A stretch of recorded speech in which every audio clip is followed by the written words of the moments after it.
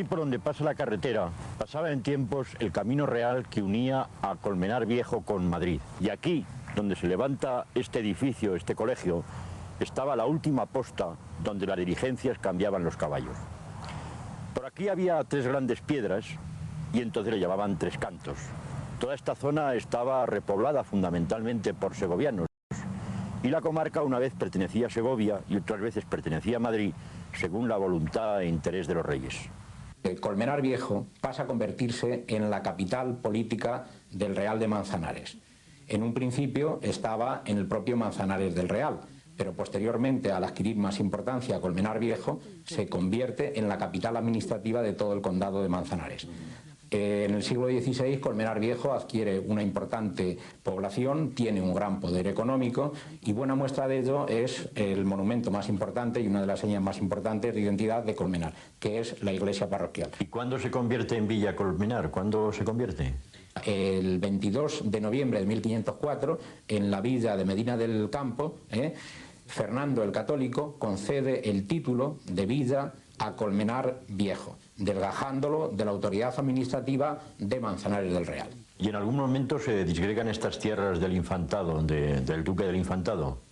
Durante 2 siglos se están produciendo algunos choques, algunos enfrentamientos, porque los duques del infantado querían seguir teniendo su influencia, incluso en el nombramiento de los alcaldes ordinarios y de los regidores de esos siglos, de los siglos XVI, XVII y XVIII. Y ya hay un momento en que el enfrentamiento deviene en una pequeña guerra civil, que es a finales del siglo XVIII, en donde Colmenar, que tenía unos derechos de caza, pasto y leña sobre lo que hoy conocemos como el Monte de Viñuelas, pues da lugar a unos enfrentamientos entre la villa de Colmenar Viejo y el duque del infantado. Entonces, en ese momento, el rey Carlos III pues falla dando la razón a los duques del infantado, y es más o menos de esa época cuando se levanta esa cerca con objeto de impedir que la gente de Colmenar pudiera seguir usando esos derechos que tenía reconocido anteriormente.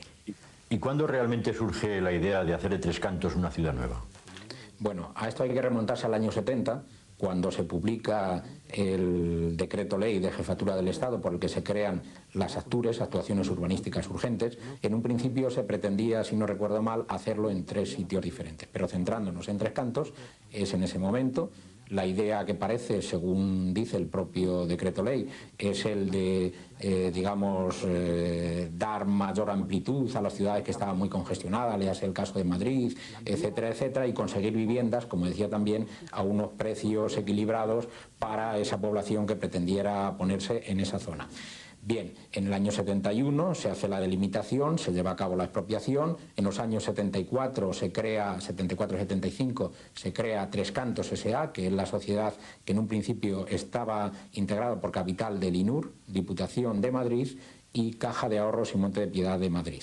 Entonces, en el año 79, con la llegada a los ayuntamientos democráticos, es cuando nosotros realmente entramos ya a decir algo sobre el tema.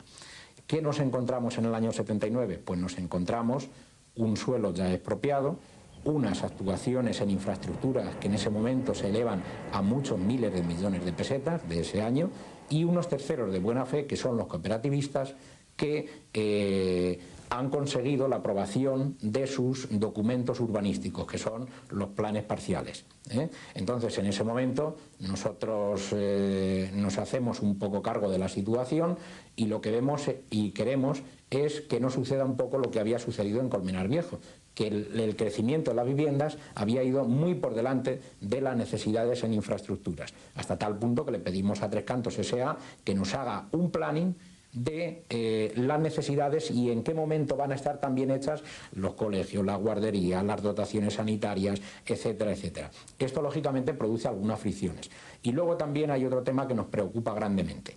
Tres Cantos, como dice un documento que hizo la Escuela de Montes de Madrid, estaba encastrado entre el Monte del Pardo y el Monte de Viñuelas, unas zonas de muy alto valor ecológico.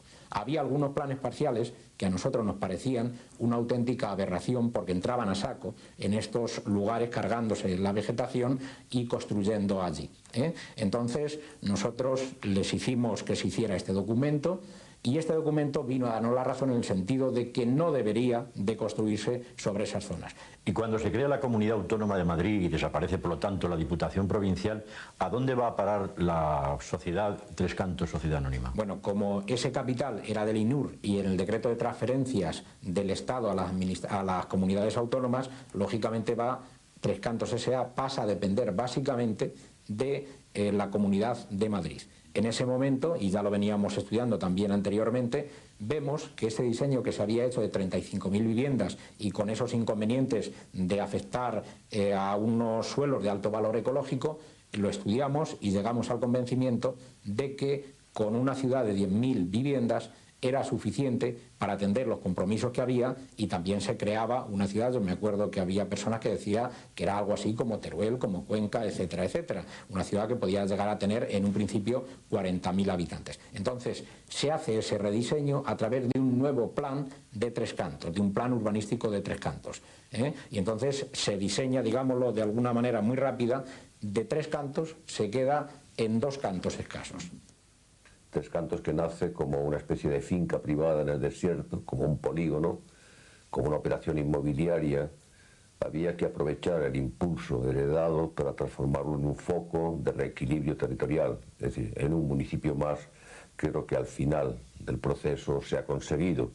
El rediseño físico, quizá lo más aparatoso, fue la decisión de reducir la capacidad que estaba previsto Tres Cantos, 34.000 viviendas, si no recuerdo mal, a una ciudad de 10.000 viviendas, más o menos, y darle preferencia a la implantación de equipamientos culturales y, sobre todo, de tejido productivo.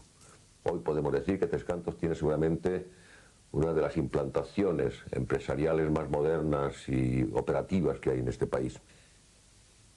Unido a esta decisión fundamental estuvo también la decisión de cambiar la pauta física de Tres Cantos, de ser una ciudad con bloques aislados, a ser una ciudad con una trama urbana, una trama, si quieres, más decimonónica, donde, digamos, las calles fuesen más calles, donde las manzanas fuesen más manzanas, donde las referencias a una cultura urbana fuesen más claras que en un desperdigado de bloques altos. Yo creo que esta fue la gran operación que dio lugar a este pequeño libro y que se llamó En busca de la trama perdida, casi el título de una película de Harrison Ford. Pero en fin, fue un título más o menos periodístico, pero que simbolizaba todo un intento de recuperar el carácter urbano para Tres Cantos. Y yo creo que este rediseño social es lo que hoy en día permite hablar de Tres Cantos no como de una urbanización que se segrega elitistamente en su municipio, sino realmente como un conjunto de personas y de actividades económicas que tienen entidad suficiente para transformarse realmente en un núcleo urbano, en un núcleo integrado.